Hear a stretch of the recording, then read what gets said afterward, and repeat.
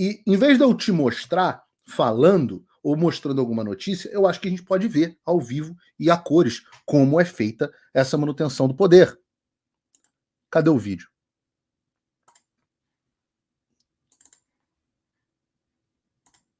Por exemplo, no último domingo houve uma fake news de que 8 ou 9 pessoas tinham perdido a vida na UTI do hospital e rapidamente se espalhou que a causa disso foi um pedido de socorro não atendido pelo Exército. Morreram 9 pacientes. Pimenta!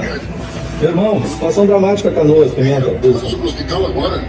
Carlos, confirma essa informação que deu um colapso na UTI agora de manhã. Colapso na UTI, a água entrou, problema de energia, nós tentamos manter os pacientes, não conseguimos. Os caminhões do Exército vieram para cá. Só que acontece, ministro Pimenta e ministro Aldo, eles foram cada um para um lado, ao invés de fazer um que estava previsto, fizeram outra coisa e foram embora. Isso, batendo cabeça. E os comandos militares do Sul, se eu falo uma coisa, eles não fazem. Infelizmente, nós perdemos os pacientes da UTI, essa demora. Eu não sei o que dizer mais para ele, Pimenta, eu estou desesperado. Eu não sei o número de óbitos que pode ter, tá? É possível, ministro Barroso, apesar da nojeira da fake news, esse tipo de gente, mais dia menos dia. Seja um voluntário da informação, um voluntário digital da informação. Ser banidos da política brasileira. E vocês podem reparar que eu evito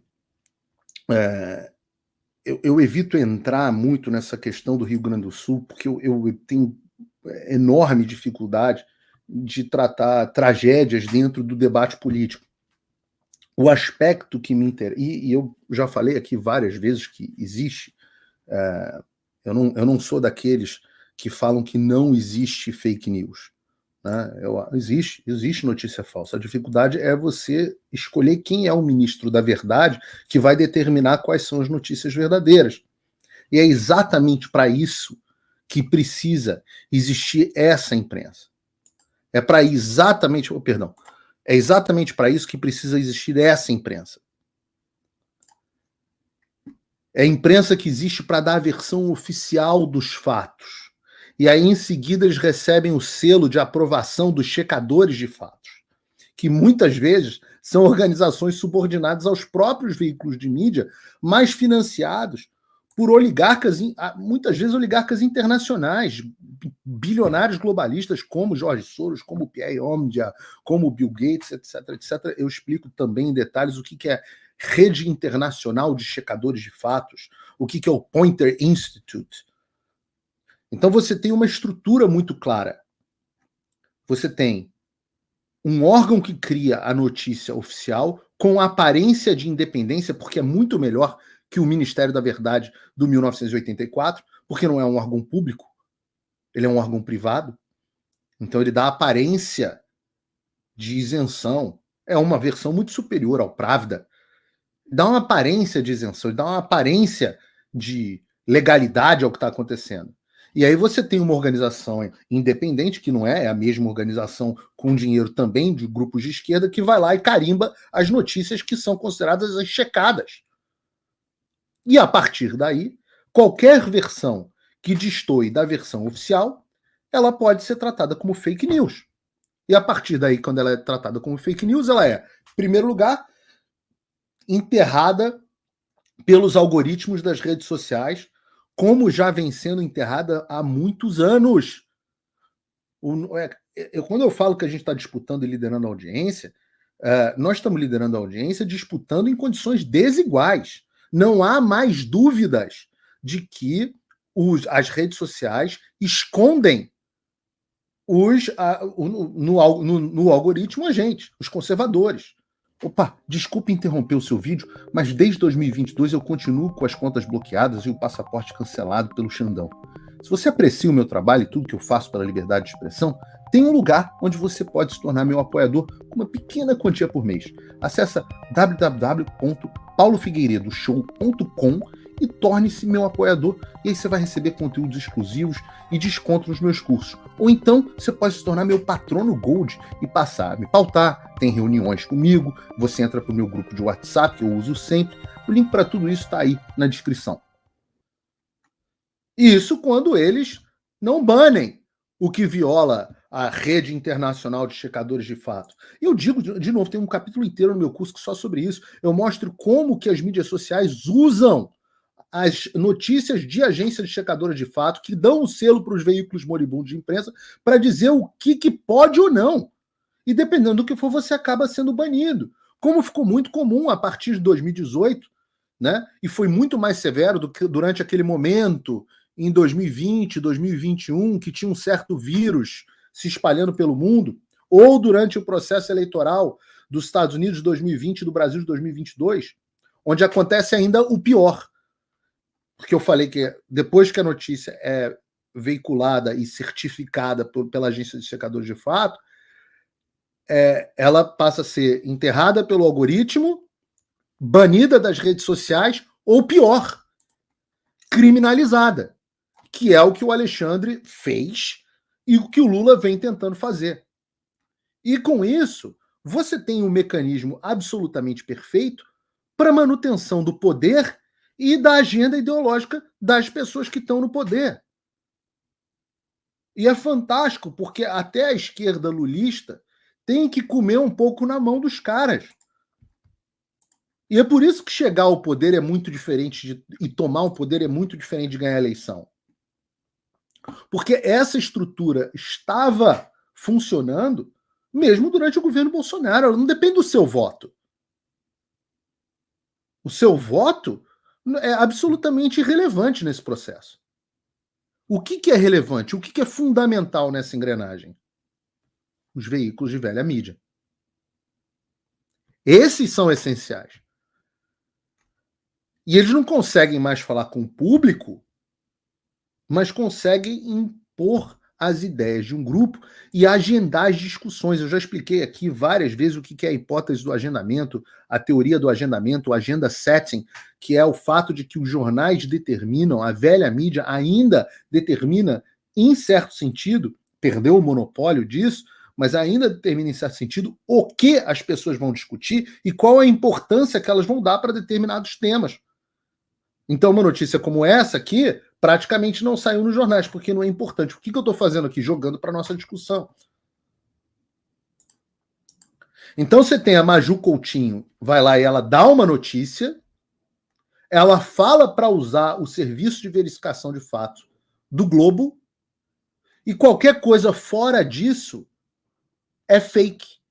Em alguns lugares do mundo, como potencialmente, como o Brasil, isso é potencialmente crime. Então só tem um problema nessa conta. Ninguém quer assistir essas porcarias. Eu sempre falo. Tem pouco mais de 13.500 pessoas nos assistindo aqui nas nossas múltiplas plataformas. Se você clicar no like, rapidamente a gente vai chegar a 15 mil. Eu digo o seguinte. Fala para uma emissora, e enquanto isso a CNN está com 11.100 e a Jovem Pan com 9.000. A Jovem Pan está até com audiência boa para o padrão deles hoje. Tem dias que a gente está maior que a soma dos dois veículos. Eu falo o seguinte, fala para Maju Coutinho abrir uma live. Fala para ela fazer um programa 2 vezes por semana na internet. Quantas pessoas vão assistir? Para a Vera Magalhães. Eu sempre conto, a Vera Magalhães tinha um programa chamava Política ao Cubo, que ela se reuniam a Vera Magalhães, do Globo, e do TV Cultura, e sei lá o quê, o Eunuco Invertebrado, que na época estava na CNN Brasil, e o Carlos Andreasa, que estava na Band News. Uma figura até de quem eu tenho um apreço pessoal. E eles se reuniam, e você olhava o número de visualizações, passavam 20 dias, tinha 3.000 visualizações, não ao vivo. 3.000 pessoas vendo. Então, as pessoas, o resultado, ninguém quer ver esses caras. Esses caras são absolutamente irrelevantes. O energúmeno, por exemplo, tem que recorrer a alguma coisa para tentar ficar relevante. Porque as pessoas querem ver notícias de fato e querem ver opiniões e ideias representadas. E é por isso que elas correm para as redes sociais, mesmo sem a qualidade de produção. Até vou aumentar aqui, investir na qualidade de produção do Paulo Figueiredo Show. Espero agora que na próxima temporada a gente tenha 2 câmeras, um produtor para colocar os vídeos aqui, em vez de eu tocar o programa inteiro. Mas qual é a solução para esses caras? Qual é a solução para esse problema das pessoas recorrerem ao Paulo Figueiredo e etc? A solução dos caras é fechar as redes sociais. E é por isso, ou pelo menos fechar as redes sociais para as pessoas que competem com elas. Você imagina, você tem um produto tão bosta, você vende sorvete de cocô, tá? E ninguém quer comprar sorvete de cocô. Aí o que você faz? Você fecha todas as sorveterias e só tem sorvete de cocô. Nem assim as pessoas vão comprar, mas pelo menos você passa a ter alguma chance. A mídia hoje é o vendedor de sorvete de cocô. E a prova de que eles estão fechando as redes sociais para um determinado grupo de opinião é que a gente vive num país onde, segundo as últimas pesquisas, botei aqui no último Paulo Figueiredo Show, 6 entre cada 10 brasileiros têm medo de manifestar as opiniões deles nas redes sociais. Ou seja, está funcionando. O PL 2630, o PL da censura, o PL que o Alexandre quis tanto aprovar, ou as regulações do TSE aprovadas na canetada ditatorial do Alexandre, para regular as redes sociais, eles são para isso. Agora, esse é um lado da equação, porque alguém ainda precisa pagar essa conta. Alguém precisa sustentar esses veículos que ninguém mais quer. Alguém precisa sustentar os vendedores de cocô. E uma das alternativas é a verba pública. Como o Lula tem feito de forma intensa. A gente viu aí 200 milhões, faz dinheiro para a Globo, para todo mundo. Mesmo com audiência decadente, o governo Lula estoura o gasto para a Globo, porque é onde ele está se abraçando, a popularidade do governo Lula está desabando. E a gente vai ver sobre isso ainda no programa de hoje. Mas ainda assim não é o suficiente. A outra alternativa é a ajuda governamental, tanto através dos projetos, como eu falei, o 2630, como o PL da Globo, que fazem o quê? Colocam o Estado e as redes sociais, que estão nadando em dinheiro. Por que as redes sociais estão nadando em dinheiro? Porque a gente, os melhores, modéstia à parte, estão aqui na internet gerando conteúdo para eles praticamente de graça. E aí qual é a ideia do sistema? Opa, esses caras estão com muito dinheiro. Vamos colocar eles para bancarem as mídias moribundas. E foi exatamente isso que o Canadá fez. Hoje, no Canadá, se você coloca um link da internet nas redes sociais, os jornais recebem pelo link. E isso está sustentando vários veículos moribundos da internet. Também levou a muitas redes sociais a fecharem certos recursos. A outra alternativa é que os bilionários, que têm dinheiro para torrar com isso, e ao mesmo tempo, quando fazem isso, o jornal se torna escravo desses caras. Quem comprou a debenture do Estadão? Eu gostaria de saber. Será que foi algum banco? Como, por exemplo, os Moreira Salles, que bancam tantas coisas, inclusive a revista Piauí, de extrema esquerda, que faz parte do UOL. Será que uma família dona de banco comprou essa debênture? Aí eu me pergunto, será que o Estadão vai, por exemplo, falar sobre escândalos nesse banco? Ou falar sobre uma reforma do sistema bancário para entrarem mais players no mercado? Eu duvido. Então os caras vão lá, compram a influência e ao mesmo tempo compram a influência e ao mesmo tempo bancam os veículos que garantem a estrutura que manteve eles no poder.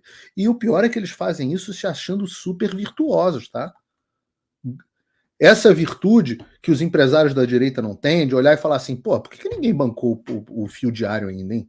Por que eu não financiei o fio diário? Os caras do agro, ninguém coça o bolso. Os caras da esquerda fazem, os empresários oligarcas de esquerda fazem à vontade. O exemplo foi o que o Jeff Bezos fez, como eu falei, comprando o Washington Post. O jornal estava moribundo, acabando, o Washington Post foi lá e pum, O Carlos Slim, quando o New York Times estava muito mal das pernas, agora o New York Times está melhor.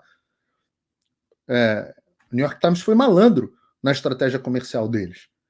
Mas o Carlos Slim, o bilionário, um dos homens mais ricos do mundo, o mexicano, foi lá e pum, fez um puta aporte no New York Times.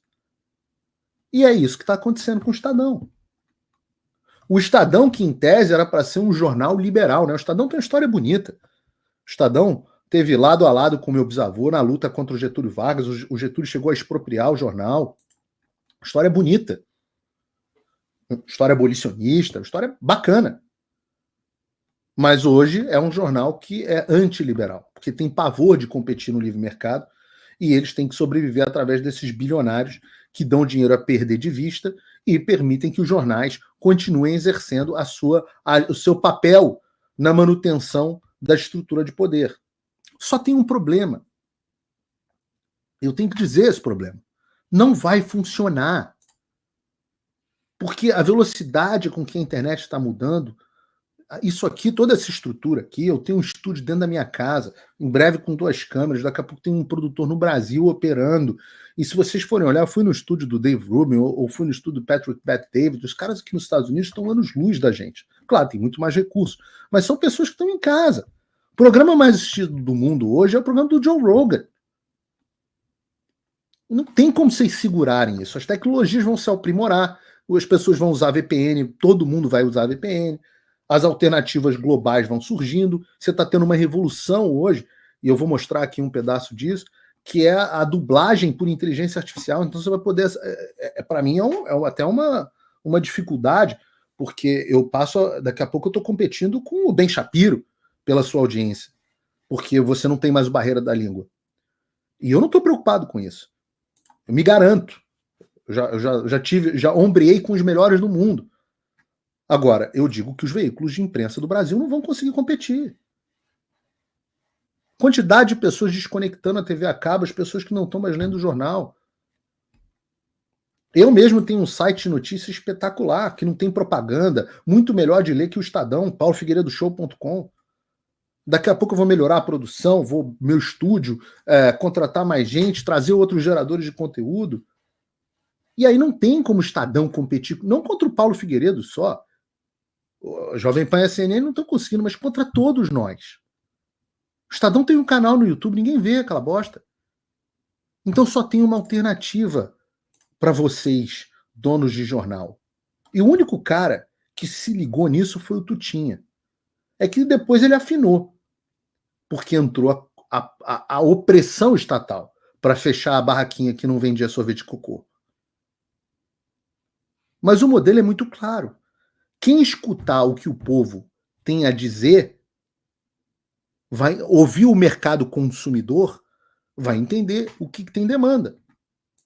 E não adianta esses arranjos feitos de vocês nos bastidores. Ouçam o mercado. E o que é o mercado? O mercado são as pessoas fazendo trocas voluntárias, tomando as decisões que elas consideram melhor para si. Fazem trocas voluntárias de produtos e fazem trocas voluntárias de ideias. E o que diz o mercado? O que pensa o brasileiro? Isso é o nosso próximo assunto. Mas antes, deixa eu dar uma oportunidade para você colocar em prática o que eu estou falando aqui. Porque eu acho que a chance de aparecer alguém com um cheque de 150 milhões, 160 milhões para eu fazer o Paulo Figueiredo Show é muito baixa. Mas, por outro lado, eu produzo conteúdo para vocês que estão me assistindo. Agora sim, líder de audiência com sobros, mais de 16 mil pessoas que estão nos assistindo. Mas, assim como o Estadão, alguém precisa pagar essa conta. No meu caso, a conta é paga integralmente pelos meus apoiadores, que são os meus assinantes. E você tem 2 formas de ser meu apoiador. Uma delas é sendo um apoiador com pouco mais de $5 por mês, que eu sempre digo que é menos que uma promoção do Big Mac. E depois eu vi aqui nos Estados Unidos que a promoção do Big Mac aqui está $9,50. Então é bem menos do que uma promoção do Big Mac. Mas você se torna meu apoiador. E todo mês você vai lá e me dá um quer, e quando eu tiver muitos apoiadores, eu consigo expandir muito as minhas atividades. E eu vou te dar artigos exclusivos, eu quero expandir muito o conteúdo exclusivo. A gente ainda está descobrindo uma forma de fazer isso por vídeo, que é meio difícil. depois que eu perdi a possibilidade de fazer isso pelo Locals, né? Te dou desconto nos meus cursos, meus apoiadores tiveram agora 50% de desconto no Fim da América, e mais do que tudo, você apoia o meu trabalho, você que garante que o Paulo Figueiredo Show continue. E você que está mais bem sucedido, você que está numa situação financeira mais abençoada, próspera, você pode se tornar meu patrono Gold. E com meu patrono Gold você tem uma série de benefícios. Um deles é o nosso grupo de WhatsApp de patrono Gold, que é o único grupo do qual eu participo. E o outro benefício, por exemplo, é a nossa reunião mensal de Zoom. Então, amanhã, por exemplo, às 5 da tarde, eu vou estar, eu com os meus patronos, sentado numa reunião de Google Meet, onde todos falam comigo.